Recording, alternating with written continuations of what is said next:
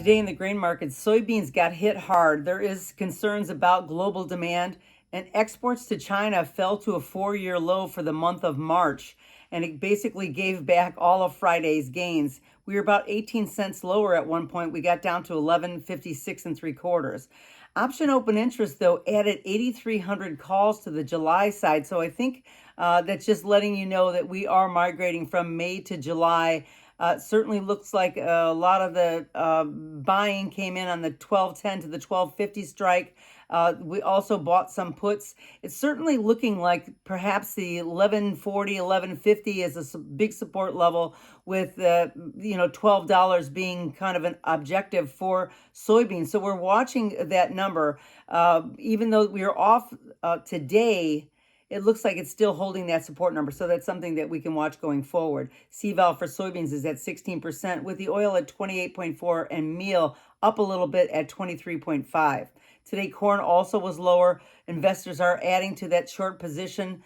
With the lower crude and the lower gold prices, really is spilling over into the grains as a whole, really pressing the market. Corn was down a nickel today. We got down to 4.30 and a quarter. But again, we're in that same sideways channel. So it's, still has some support in this area, but we just can't seem to have any kind of a sustained rally.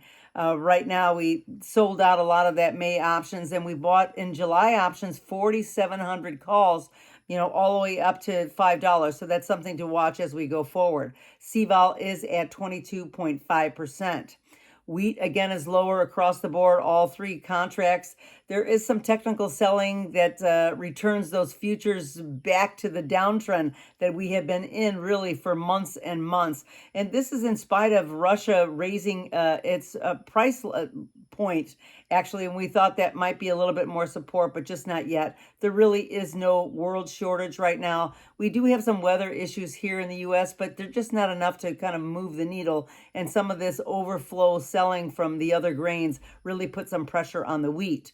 Now, futures were down 12 cents at one point. We got down to 5.48 and a quarter. So breaking through that 550 number, I think, is going to be important to watch to see if we can stay above that and at least sustain ourselves at this level. Right now, the parameters are right around $5.50 to $6 for the July contract, so we're going to be watching that closely.